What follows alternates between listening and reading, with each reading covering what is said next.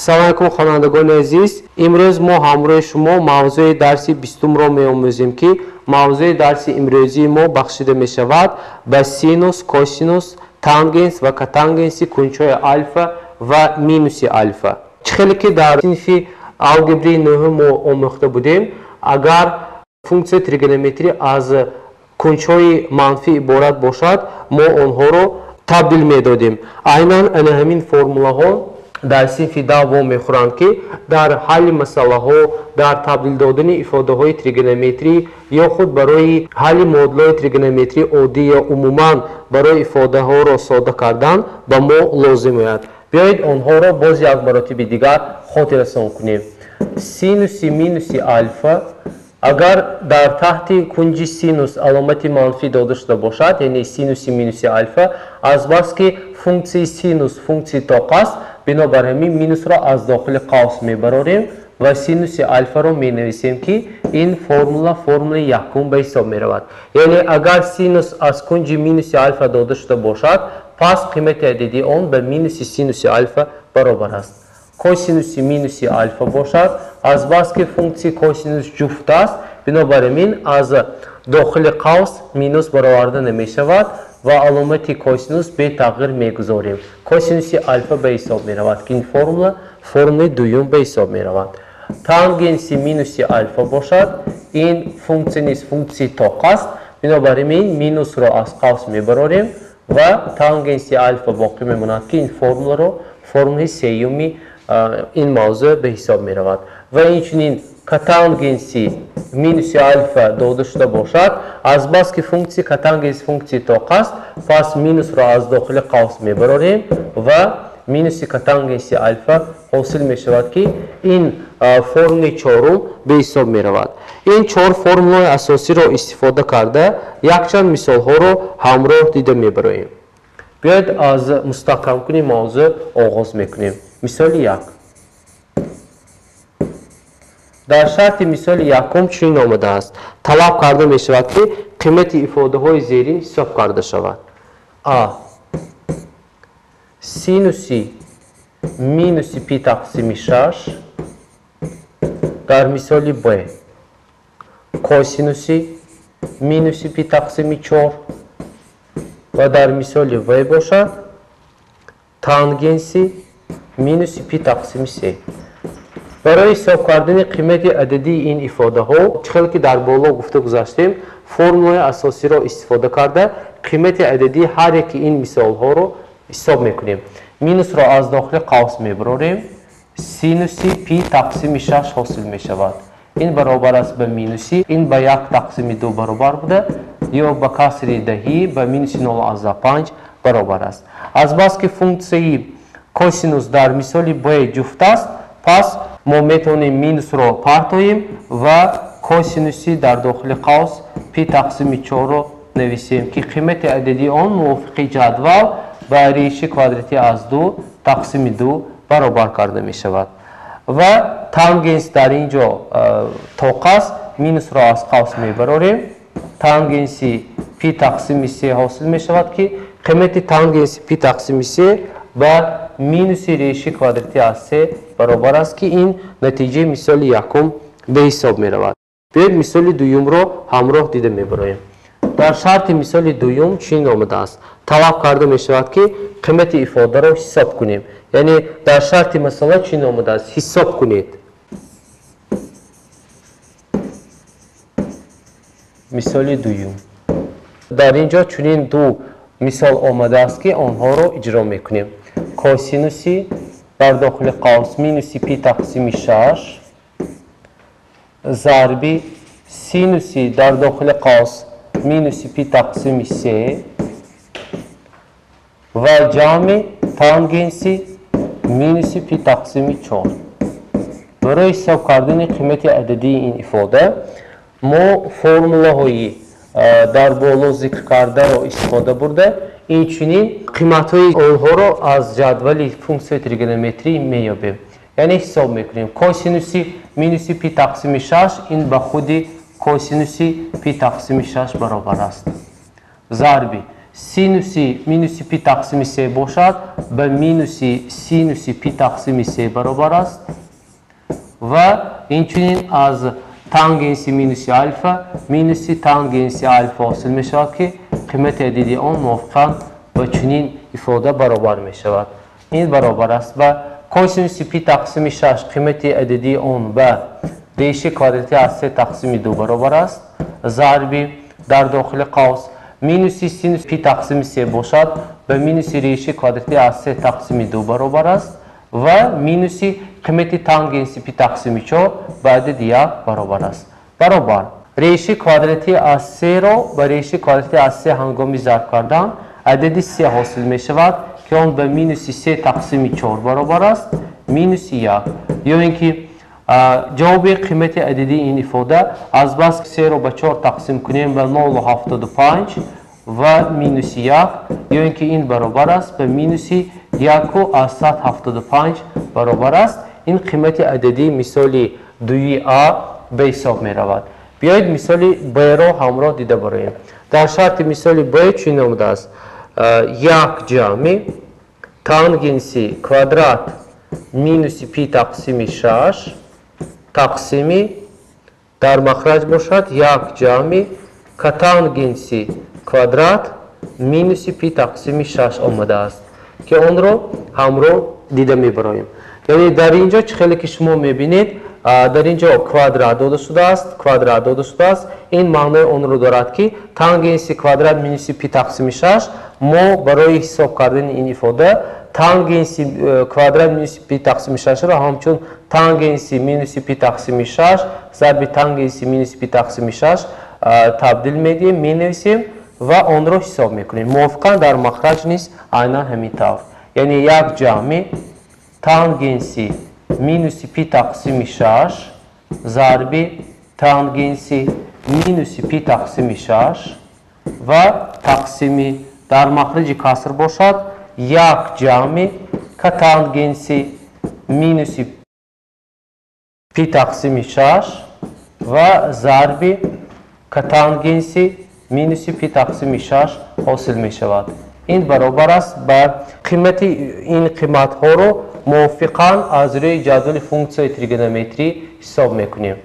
می نویسیم برابر یک از بس که مینوس را از این قوس براریم و ما مینوس با علامت مینوسی این دو ifade علامت جمع را حاصل میکند که یک بار ما با علامت جمع آن را عوض کرده چنین می نویسیم جمع تانگنسی پی تقسیم 6 ضرب تانگنسی پی تقسیم 6 و تقسیم 1 این چنین در مخرج کسر مینوس با مینوس هنگام گشودن قوس پلس رو حاصل میکنیم جمع کتانگنسی پی تقسیم 6 و ضرب کتانگنسی پی تقسیم 6 حاصل می شود.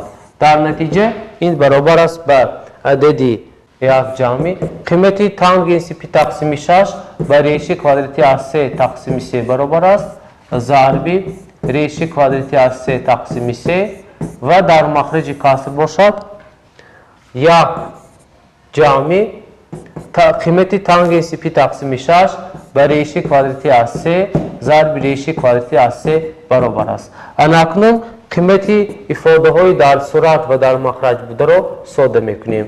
یک جمع ریشه کوادراتی از 3 ضرب ریشه کوادراتی از 3 با ما 3 تقسیم 9 را میدهد تقسیم یک جمع ریشه کوادراتی از 3 را با ریشه کوادراتی از 3 ضرب کنیم این به عدد 3 برابر است برابر یک جمع یک تقسیم 3 تقسیم یک را به 3 جمع کنیم به 4 برابر می شود. یعنی که مخرج عمومی یک جمع یک تقسیم 3 این به 3 برابر بوده قیمت عددی آن یک بار به 4 تقسیم 3 برابر می شود آن را به عدد 4 تقسیم می کنیم در نتیجه 4 تقسیم 3 ضرب 1 تقسیم 4 یعنی جوی کسر دوم عوض کرده شد در نتیجه 4 با 4 اختصار شده و ما 1 تقسیم 3 را میدهد که قیمت عددی ifade طلب کرده شده به 1 تقسیم 3 برابر شد. این بود جواب مثال دوم. بیایید مثال سوم را دیده براییم. дар шарти мисоли сеюм чӣ номудааст? ифодаҳоро содда кунед. ду ифода дода мешавад ки мо бояд онҳоро содда кунем. менависем мисоли сеюм. мисоли сеюм а. дар ин ҷо ду мисол дода шудааст. тангенси минуси альфа зарби косинуси альфа ва ҷамъи синуси альфа. ва дар мисоли б бошад косинуси минуси альфа ҷамъи синуси минуси альфа тақсими дар махраҷи каср косинуси квадрат альфа минуси синуси квадрат альфа дода шудааст. ва талаб карда мешавад ки ин ифодаҳоро содда кунем. шурӯъ мекунем аз содда кардани ин ду ифодаҳо. а. чӣ хеле ки маълум аст, тангенси минуси альфа ба мо минуси тангенси альфаро медиҳад. пас инро ба назар гирифта минуси тангенс альфа менависем зарби косинуси альфа ҷамъи синуси альфа ҳосил мешавад ки ин баробар аст. мувофиқан аз рӯи қоидаи айнияти асосии тригонометрӣ тангенсро бо воситаи нисбати синус бар косинус иваз мекунем. яъне минуси синуси альфа тақсими косинуси альфа зарби косинуси альфа ва ҷамъи синуси альфа ҳосил мешавад. дар натиҷа ҳангоми ихтисор кардани косинуси альфа бо косинуси альфа ба мо минуси синуси альфа ҷамъи синуси альфа ҳосил мешавад ки қимати ададии он ба адади сифр баробар аст. пас қимати ифодаи якум ба адади 0 баробар шуд. биёед мисоли б-ро дида бароем. дар шарти мисоли б низ шарти мисоли а гуфта шудааст ки ифодаро содда кунем. барои содда кардани ифода косинуси минуси альфа ва синуси минуси альфаро мувофиқан аз рӯи қоидаҳои дар боло зикр карда шуда табдил медиҳем. яъне менависем аз косинуси минуси альфа косинус ҳосил мешавад. аз синуси минуси альфа бошад минуси синуси альфа ҳосил мешавад. тақсими косинуси квадрат альфа минуси синуси квадрат альфа. формули зарби мухтасарро истифода карда табдил медиҳем.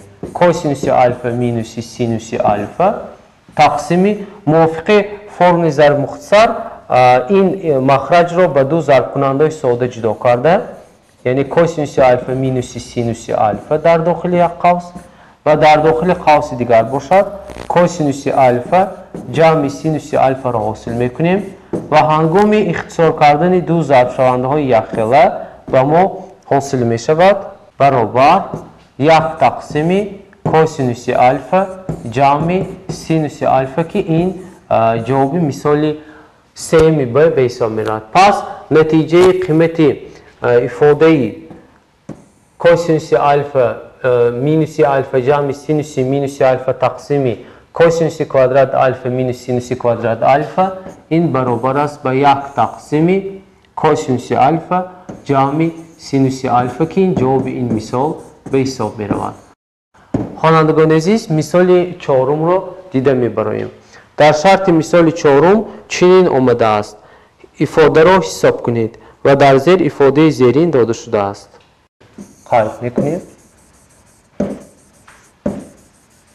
мисоли чорум ва дар зер чунин ифода омадааст. реши квадратӣ аз се зарби синуси дар дохили қавс минуси пи тақсими се қавсро мепӯшем минуси ду зарби катангенси дар қавси дигар минуси пи тақсими 4 ҷамъи 4 зарби косинуси дар дохили қавс минуси 3 тақсими 2 пи дода шудааст ки талаб карда мешавад ки қимати ин ифодаро ҳисоб кунем. барои ҳисоб кардани қимати ададии ин ифода мо чор формулаи асосӣ ки дар аввали дарс гуфта гузашта будем онро истифода мебарем. азбас ки дар таҳти аломати синус манфӣ мавҷуд аст, минусро аз қавс мебарорем.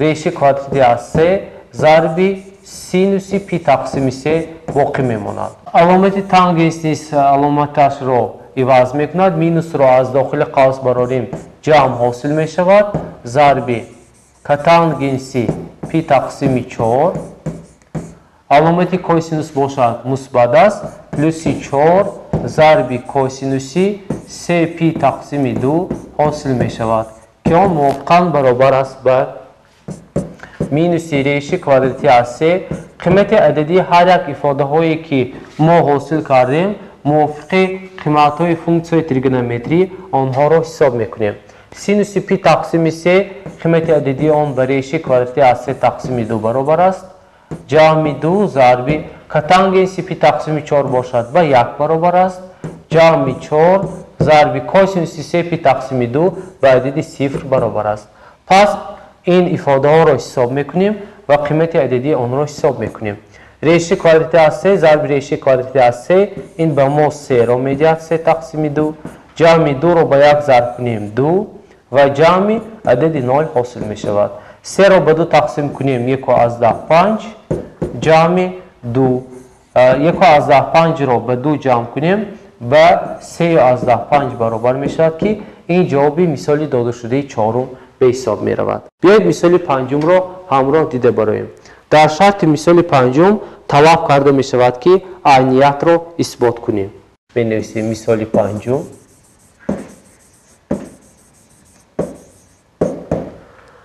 عینیت را اثبات کنید و چنین عینیت در زیر نشان داده شده است که آن را ما همراه اثبات میکنیم 1 مینوسی سینوس کوادرات مینوس الفا تقسیم کوسینوسی 4 پی مینوس الفا ضرب سینوسی در داخل قوس الفا مینوس 2 پی تقسیم در مخرج کسر 1 مینوس کوسینوس کوادرات مینوس الفا که نتیجه آن باید به کاتانگنس الفا باید برابر شود برای اثبات کردن این ifade یا که این عینیت ما باید طرف چپ را نشان دهیم که طرف چپ به طرف راست برابر است یا اینکه برعکس طرف راست به طرف چپ برابر است می نویسیم اثبات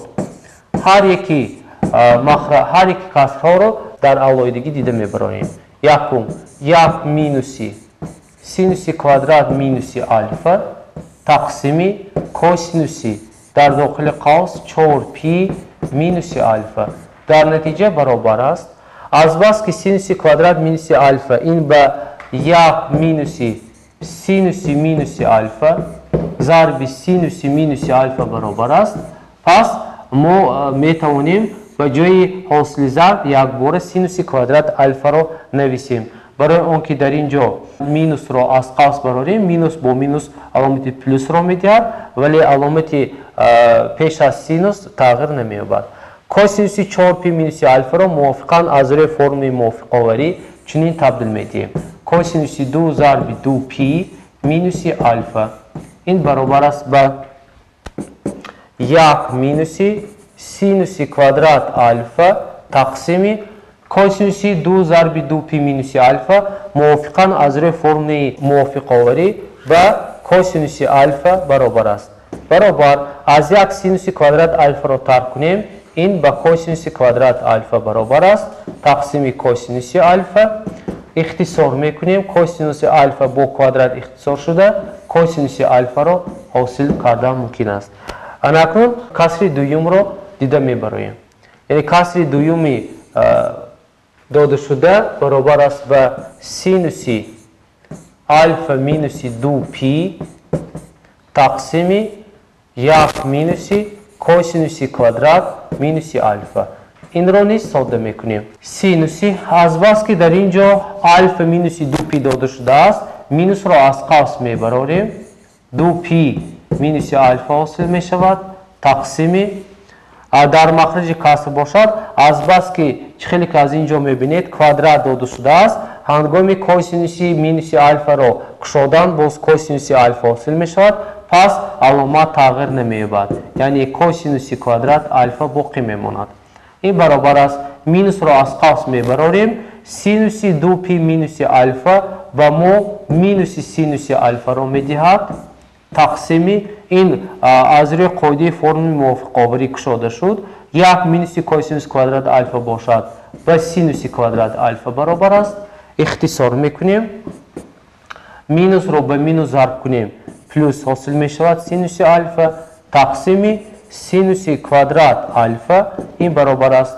اختصار میکنیم و در نتیجه یک تقسیم سینوس الفا حاصل می شود که هنگامی سرعت رو به مخرج ضرب کردن ما حاصل میکنیم. یعنی ifade سیوم رو نیست، عمل سیوم رو نیست دیده میبریم. در عمل سیوم عمل یکم یعنی کوسینوس الفا رو ضرب میکنیم و یک تقسیم سینوس الفا. هنگامی کوسینوس الفا رو با یک تقسیم سینوس الفا ضرب کردن و ما کوسینوس الفا تقسیم سینوس الفا حاصل می شود که کوسینوس الفا رو به سینوس الفا هنگامی تقسیم کردن و تانگنس الفا برابر می شود که با ما باید اثبات کردن لازم بود که قیمت ifade زیرین با تانگنس الفا برابر است. خوانندگان عزیز، برای مستحکم کردن موضوع امروزه با شما یک چند مثال و مسئله ها پیشنهاد کرده می شود که آنها را باید اجرا کرد. با همین موضوع امروزی ما به انجام رسید. خیر تا درس آینده موفق باشید.